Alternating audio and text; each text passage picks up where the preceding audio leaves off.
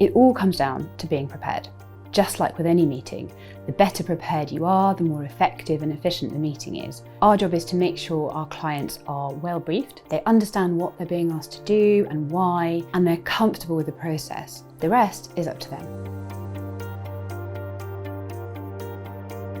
Sometimes it's the CEO, it's kind of members of the senior executive team, but sometimes it's people slightly lower down who are going to be doing interviews on their very specific area of expertise. So they may know their business really well, but they may not be comfortable explaining it. Or perhaps even it's a PR or communications manager who wants to do the training to be able to understand what they're putting their own team through.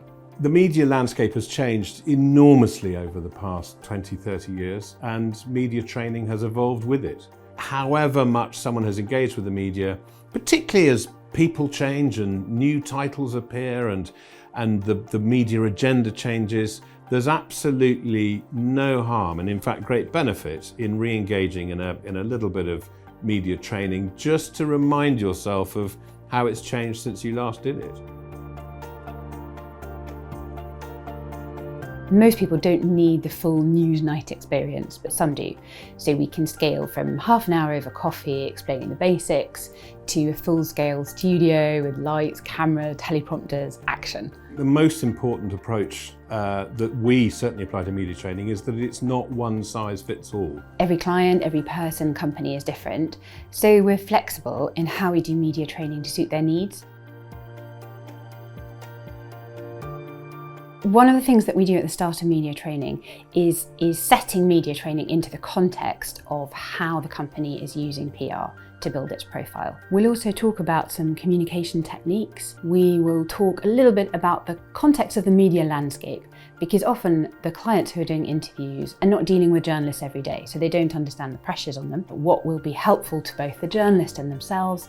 So what they're doing is they're going in well prepared, with a clear sense of what they're trying to achieve, and hopefully that means that the interview will be more effective for both sides. It's about confidence, and the benefits of media training can then be deployed in myriad other circumstances, in a meeting, in a presentation, over a drink with a colleague in the pub. It is about learning the ability to refine your messages, to look out for the elephant traps, to see where the trick question might be, and to bear in mind, as far as you always can, that you probably know more than the questioner does. And if you can develop that position of confidence and knowledge, it will come over so strongly in the conversation. And the more you do it, you'll begin to enjoy it, and the results will be fantastic.